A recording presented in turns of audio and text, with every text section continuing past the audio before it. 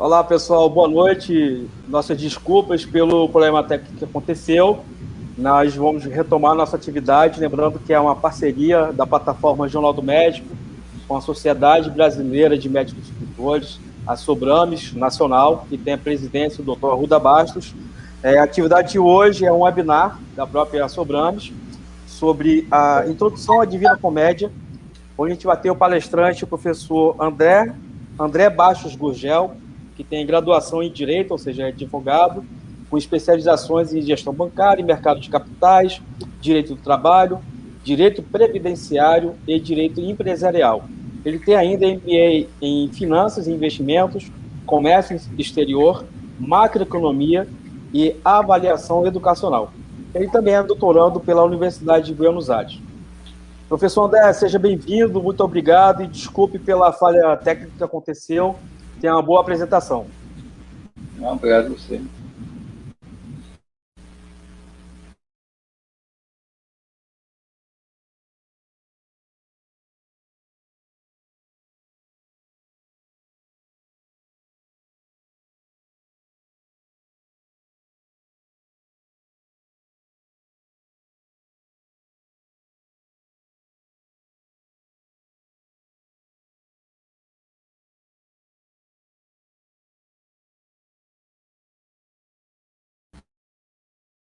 Boa noite a todos, sobranistas aqui de Ceará, de todo o Brasil. Nossa apresentação falando sobre uma introdução à Divina Comédia.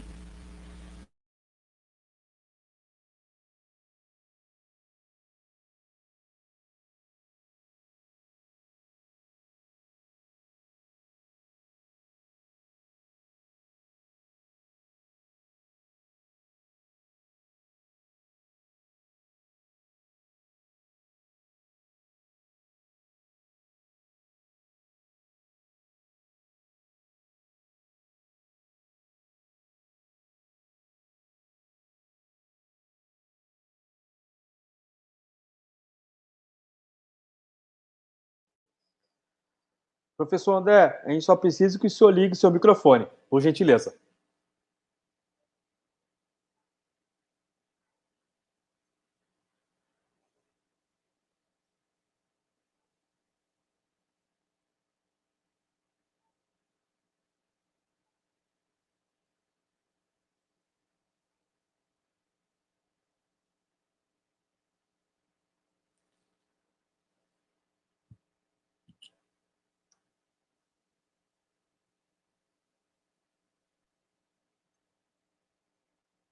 Dá uma Alô, olhada por alô? gentileza.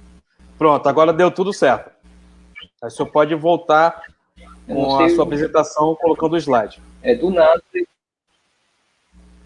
ele mudou para o...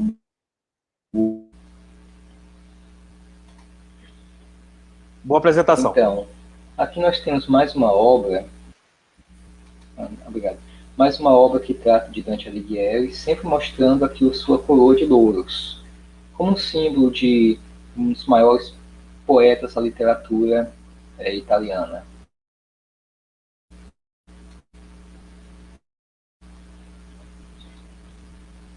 Agora, o que eu posso falar aqui em poucas palavras sobre Dante? Ele é conhecido em italiano como il sommo poeta, o poeta mais exaltado. Nasceu em Florença. Sua esposa chamava-se Gemma Donati, mas não era o amor da sua vida. Vamos ver mais tarde quem foi o grande amor da vida de Dante. Foi o criador de um estilo de poesia, o Dolce Estilo Novo, que buscava romper um pouco com as concepções de só se escrever literatura em latim.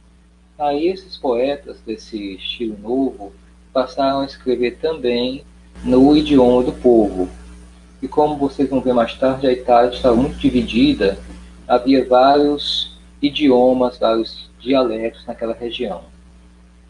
Além dessas obras, temos as rimas, a vida nova, o convívio, que é uma obra muito parecida com o Banquete de Platão. Convívio, em latim, quer dizer isso, e De Vulgare Eloquentia, essa aqui é uma obra sobre falar, sobre linguística. E por último, mas não menos importante, o nosso assunto aqui é a Divina Comédia. Agora, uma curiosidade para vocês é que Dante, além de de escritor, também era soldado e médico. Aqui tem uma cena da Batalha de Campaldino, em que ele combateu junto com a sua facção, os Guelfos, contra os Gibelinos. E Dante também foi médico.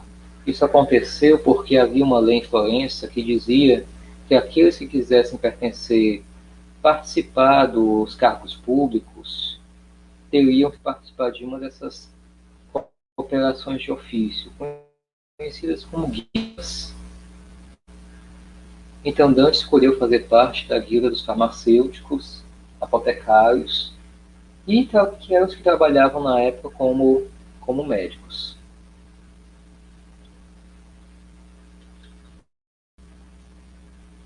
Agora aqui eu mostro para vocês como é que estava dividida a Itália na época de Dante em seus pequenos países, pequenos feudos, alguns sob o domínio da igreja, outros as pessoas falavam era aragonês, porque estavam sob comando, sob o domínio do reino de Aragão, o Império Aragonês.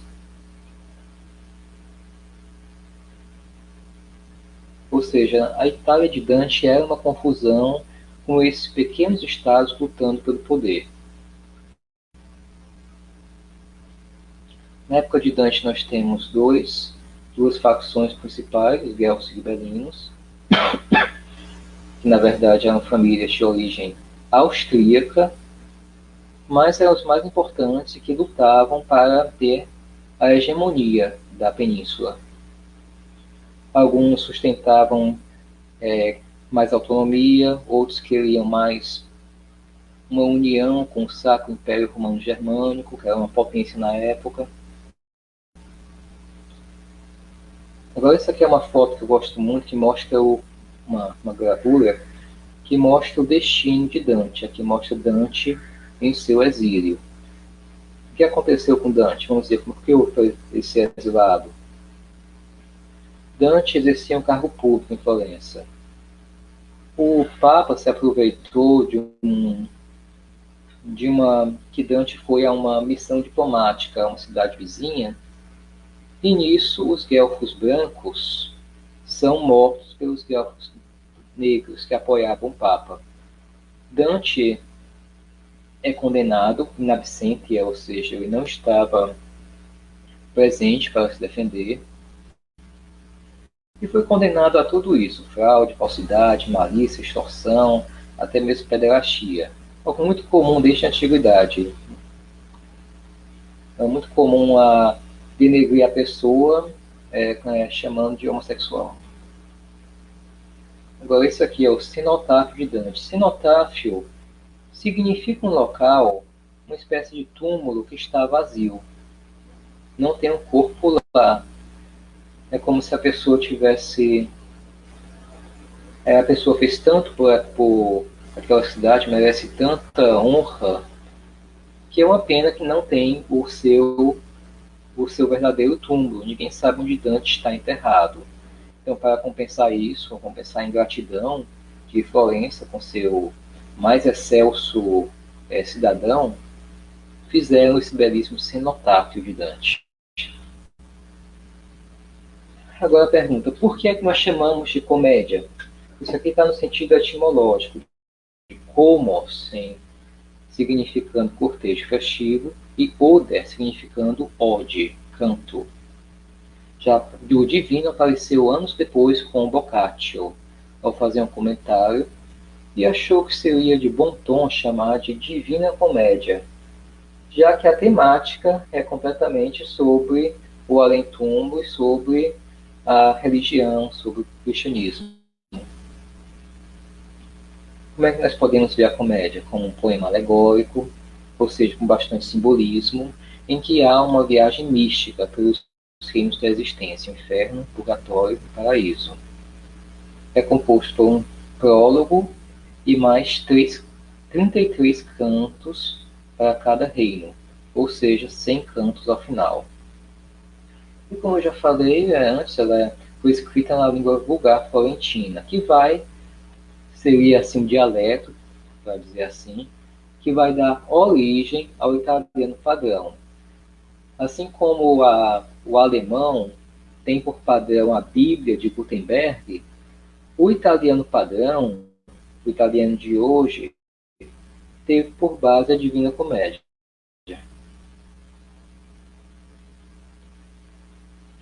Aqui é uma interpretação que faz o Jorge Luiz Borges, que, para vocês verem, que ele era agnóstico, assim como era o seu amigo Humberto Eco, e os dois fizeram grandes comentários, escreveram bastante sobre a obra de Dante. O primeiro guia de Dante vai ser o poeta romano Virgílio, durante o inferno e o purgatório. Mais tarde vocês vão saber por quê. Mas agora, por que é que, devido a este poema, em que ele fala de um certo Messias que vai vir restaurar Roma? Nós estamos falando de uma época em que Roma estava praticamente falida pela Guerra Civil. E o começo do Império de Augusto. Virgílio foi uma espécie de maior propagandista para o imperador Augusto. A sua obra maior é a Eneida de Virgílio, em que ele vai narrar os feitos do herói Enéas. Aqui vocês veem Enéas fugindo da cidade de Troia, que está sendo queimada. Aqui a sua esposa e o filho Anquises, aqui embaixo, e carregando o pai paralítico, o pai não conseguia andar, ele carrega o pai, e ele está fugindo da cidade em chamas para fundar Roma. Além disso, Enéas empreendeu uma viagem mística ao mundo dos mortos. Ele encontra alguns personagens que Dante também vai encontrar, mas Dante faz uma viagem de autoconhecimento. Já Enéas fez uma viagem para poder ouvir uma sibila, uma profetisa, para saber qual seria o seu destino e o destino da cidade que ele ia fundar. Agora, a segunda guia de Dante, o segundo guia vai ser a donzela Beatriz, que ele encontrou a primeira vez quando jovem, depois quando já... Mas ele tem assim um ideal de Beatriz como essa pessoa casta, pura, e para muitos Beatriz representa a igreja. Aqui é interessante observar os detalhes, esses pombos como símbolo de amor casto, certo? Virgílio aqui, Beatriz já de forma mais humilde, mais modesta, já sua amiga aqui, já em vermelho, uma cor mais provocante, dá para poder ver aqui as formas, certo? O artista Holiday deve ter pensado nisso para mostrar um contraste entre as duas figuras. Agora, o que Dante encontra no inferno? Personagens da mitologia grega e romana, monstros, personagens da literatura, personagens da história italiana, amigos e inimigos. Já devem imaginar que ele vai colocar os amigos dele no paraíso, não é? E os inimigos, ao menos boa parte deles, vai estar no inferno. Este aqui é o começo da Divina Comédia, o célebre começo, no meio caminhar da minha vida, vi perdido em uma selva escura, e a minha vida não mais seguia o caminho certo. Isso aqui é uma adaptação em prosa, viu? É bem diferente do italiano aqui, em que há uma rima, há um ritmo, poesia, certo? Então, Dante está preso nessa selva, porque ele não sabe como ele entrou lá. Para muitos, essa selva simboliza a ignorância do ser humano, que mesmo sem saber, sem querer, acaba se perdendo e desviando do caminho certo, do caminho ético.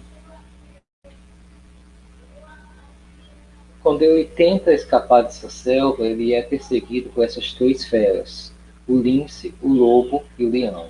De acordo com os comentaristas da comédia, cada animal desses tem um simbolismo. O lince representando a luxúria, o lobo representando o orgulho e o leão representando o desejo. Aqui também tem um detalhe interessante que Dante vê uma pessoa aqui e grita: tem piedade de mim, quem quer que seja, sombra ou algum homem. Essa pessoa que ele encontra aí fala: não, não sou homem, mas já fui homem. E conta a Dante que é Virgílio, que foi enviado por Beatriz para ajudá-lo. Aqui uma ilustração de Gustave Doré.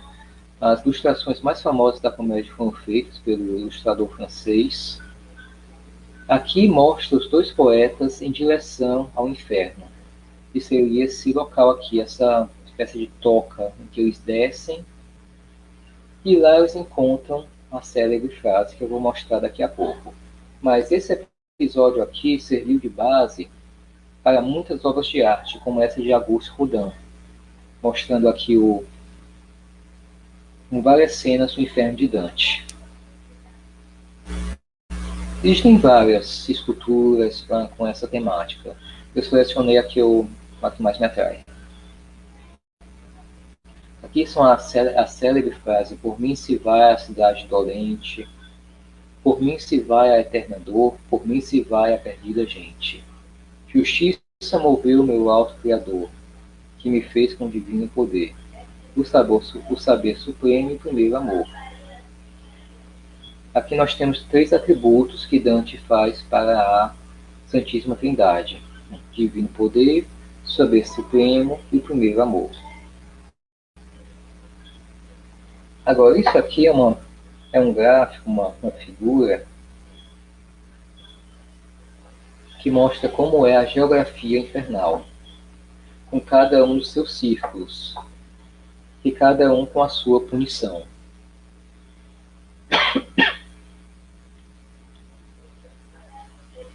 Agora, outro personagem da mitologia grega que Dante vai encontrar aqui é Minos. Assim como Minos, vocês vão perceber que muitos desses símbolos greco-romanos eles foram rebaixados ao nível de demônios, porque Dante, como cristão, não poderia imaginá-los como outra coisa, certo? Então, este aqui é o juiz infernal. Ele usa a cauda dele para lançar em torno de cada pecador. Aí, dependendo do número de voltas que a cauda desce, ia corresponder a um círculo do inferno. Aí ele sabia para onde enviar para cada um desses. Se foi um avaro, se foi um guloso, um luxurioso, um rufião, um adivinho, certo? Agora, outro local interessante na comédia é o limbo. É que Dante não colocou os grandes personagens da cultura clássica no céu, porque ele acreditava que para haver a salvação não bastava apenas as boas obras, mas precisava também acreditar em um Deus cristão. E essas pessoas que faleceram antes do cristianismo não tinham como saber que Jesus ia vir, que ia. Então, eles estão no local para os pagãos virtuosos, o limbo, em que não há sofrimento. Eles não estão sendo torturados. Mas, por outro lado, também não existe a esperança de salvação. E é por isso que Virgílio, que também está no limbo, aqui está Virgílio e Dante, Virgílio pode acompanhar Dante pelo paraíso, ele não pode entrar lá. Por isso que Beatriz tem que tomar o lugar dele. Aqui é a descrição que Dante faz de quem são essas pessoas: Homero, poeta soberano, outro Horácio, Sátiro, Ovídio, e o terceiro e por último Lucano. Grandes escritores da cultura clássica: Homero, autor da Ilíada; Horácio, conhecido pelas suas sátiras; Ovídio, autor da Arte de Amar, das Metamorfoses; e Lucano, o escritor da primeira obra de ficção científica que temos notícia, De Rerum Natura, em latim. Esse aqui é um dos episódios mais bonitos da Divina Comédia, em que há um casal que teve uma história muito parecida com Romeu e Julieta, Um Amor Proibido, Francesca e Paulo. Eles estão nos círculos dos furiosos, em que os condenados são obrigados são conduzidos por esse vento, levando a todo local. Mas Dante até que tem um gesto de piedade com eles, pois, já que não puderam ficar juntos durante a vida, estão juntos por toda a morte. Estão juntos aqui após a morte. Daí vem as belíssimas frases, aqui eu coloquei tanto o original em italiano como a tradução. Mas é mais bonito o italiano, viu, gente? Está em verso. O amor que a nenhum amado ou má perdoa, prendeu-me pelo seu desejo com tanta força que, como vês, ele ainda não me abandona.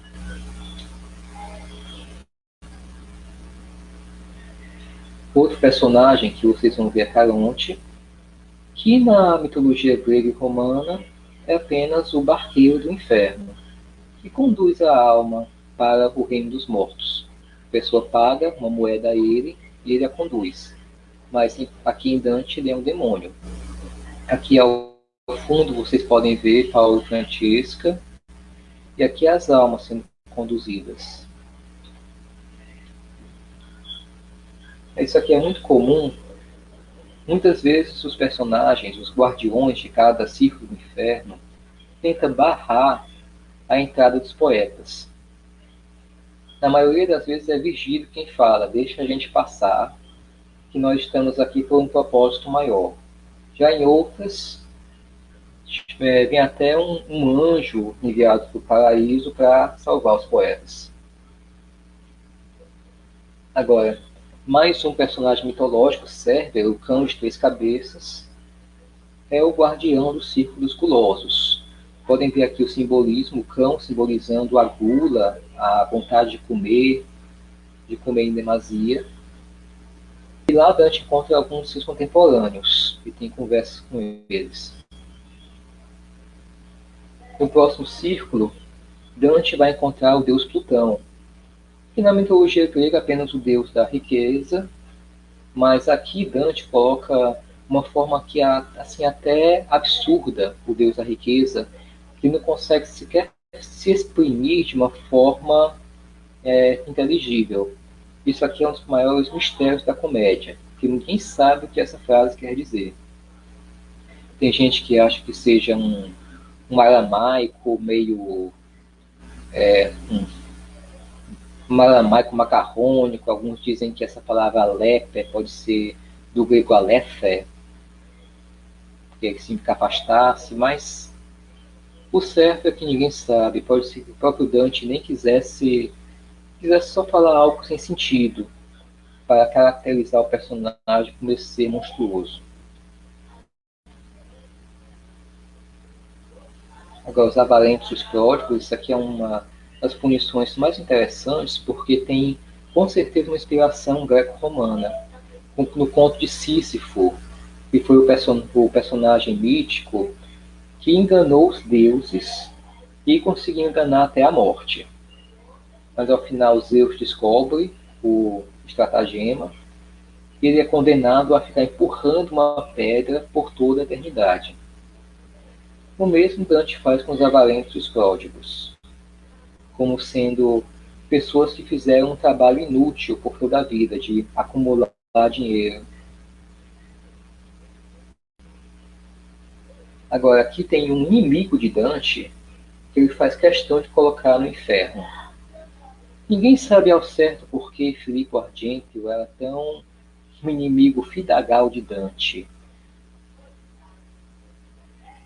Mas os comentaristas acreditam que foi porque ele se envolveu, o Filippo se envolveu em uma demanda judicial em que ele pediu que Dante fizesse um falso testemunho. Dante se recusou, então eles se tornaram inimigos para o resto da vida. E Dante faz questão de colocá-lo no círculo dos iracundos, pessoas iradas. Agora, outra que vocês podem observar bastante a lei do contrapasso, ou seja, a pessoa sofre no inferno de acordo com o seu crime em vida. Aqui são suicidas. Como são pessoas, na concepção de Dante, que não tiveram nenhum cuidado pelo corpo, que, de acordo com a teologia, é o templo do Espírito Santo, então eles são transformados em árvores, ou seja, em seres que, na concepção de Dante, inanimados. E aqui tem personagens da mitologia grega, as arpias, que vão morder os galhos dessas árvores. Aí essa aqui é de William Blake. William Blake foi um pintor, escritor, poeta, que também ficou muito famoso por suas ilustrações da Divina Comédia. Mas dá para ver bem aqui a diferença de estilo entre Blake e Doré. Agora, Brunetto Latini. Isso aqui é uma das poucas hipóteses, das poucas vezes em que Dante coloca um amigo no inferno. Brunetto Latini foi o tutor de Dante, foi quem deu aula para ele de latim, de grego. Dante gostava dele, é uma das passagens mais bonitas da comédia, mas ele coloca Latini no inferno, no círculo onde estão os sodomitas, os homossexuais. E a punição deles é correr enquanto são golpeados por uma chuva de enxofre. Isso aqui com certeza é inspiração bíblica na destruição de Sodoma e Gomorra. Dante tem um diálogo muito bonito com o seu tutor, e que ao fim ele pede para que seja lembrado. Todas as almas do inferno costumam falar isso, pedem que as pessoas lembrem delas, que mantenham a memória viva na Terra. E também ele fala que fique contigo meu tesoureto, que é o livro dele, uma obra de poesias. Os adivinhos, aqui dá para visualizar muito bem o contrapasso aqui dos adivinhos. A igreja não via com bons olhos isso de adivinhar o futuro, Dante também não. Então ele coloca um local onde estão os adivinhos, em que eles são condenados a ficar correndo com o rosto virado, com o rosto ao revés. Isso quer dizer o quê? Tentaram tanto ver o que tinha à frente, que após a morte não seriam capazes sequer de olhar para frente, vão olhar sempre para trás. Só ver o que já aconteceu.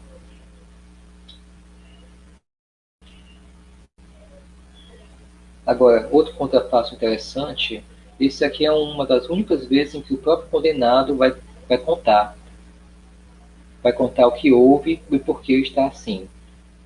Esse aqui é Bertrand de Born, um trovador medieval que habitou a região de Limousin, na França, na Occitania. E ele foi responsável pela cisão, pela discórdia entre o rei inglês, Henrique, e o seu filho. Por ele ter trabalhado na separação entre pai e filho, então ele está condenado a ficar com a cabeça separada do corpo. Olha só.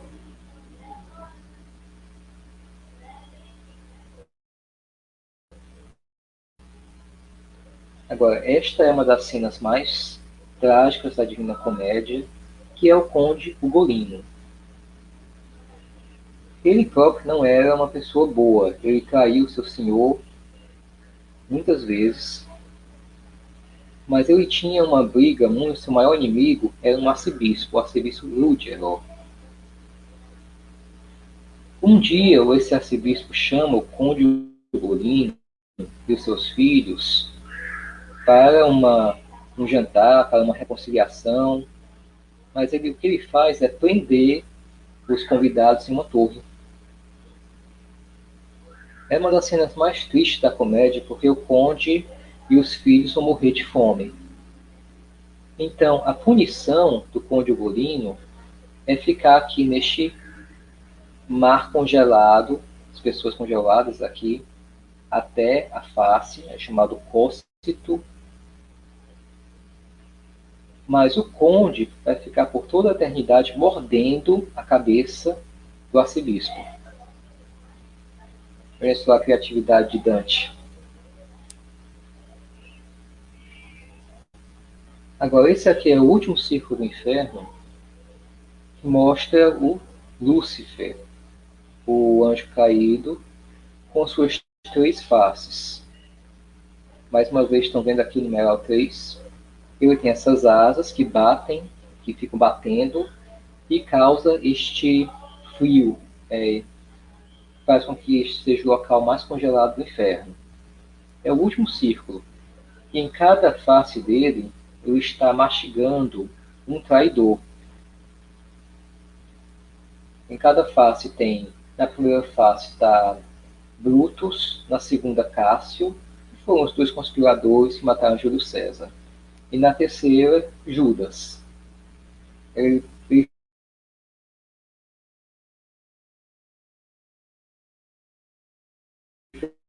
uma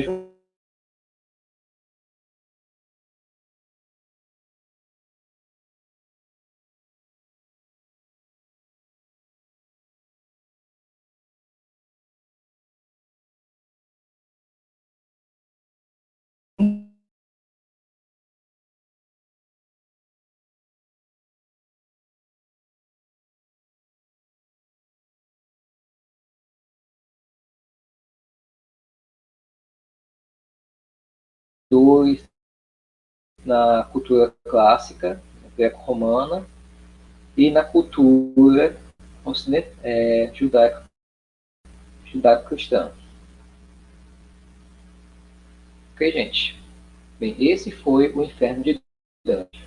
Agora eu vou apresentar para vocês mídias relacionadas ao inferno. Nós temos uma obra de 1911, filme mudo, mas vale a pena ver, que mostra especiais não são lá essas coisas. Quem fez o curso sobre a Divina Comédia viu, eu apresentava um pouquinho a cada aula, e a gente está falando de 1911, né, gente? Mastigando os traidores, e aqui vocês observam as pessoas desse mar congelado.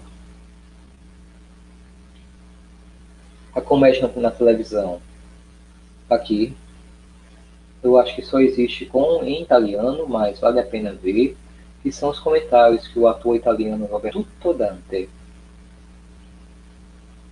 Outro ator que vocês encontram bem na Divina Comédia, no YouTube, é Vittorio Gassman. Ele fez leituras e comentários da Divina Comédia, também em italiano. Mas olhem só como a Divina Comédia inspirou até os padrinhos, ou os italianos chamam o Mickey, certo? Agora, olhem só, a comédia inspirou até mesmo mangá, revistas japonesas. Essa eu tenho aqui, uma aluna trouxe da Itália. É até muito boa, até gostei, não sou muito... Alguns desenhos se baseiam nas próprias ilustrações do Gustavo Doré. Mas é claro que eu não pude deixar de colocar, por exemplo, aqui Dante, também achei um apelo muito grande ao erotismo, ele mostra muitas figuras desnudas. Agora, a comédia também inspirou essa ópera. É até bem interessante porque usa muitos trechos tirados da própria comédia. É quase que colocado em música, com poucas adaptações. Mas agora eu vou fazer um convite para vocês. Eu ofereço o curso dos Amigos de Dante. Ele foi oferecido ano passado pelo ICIF e pela Faculdade Católica de Fortaleza. E ano passado eu também formei uma turma, individualmente mesmo, em que nós lemos toda a Divina Comédia. Bem, na verdade, nós fazemos comentários. A cada encontro, nós lemos em 3 cantos. Aí nós lemos, analisamos um pouquinho o texto italiano, vemos a adaptação ao português, tentamos descobrir o simbolismo e o contexto histórico da comédia, o contexto histórico de Dante. Então, eu gostaria, se possível, formar uma turma aqui, já na próxima segunda-feira. O horário que eu pensei aqui seria segunda-feira, esse mesmo horário, das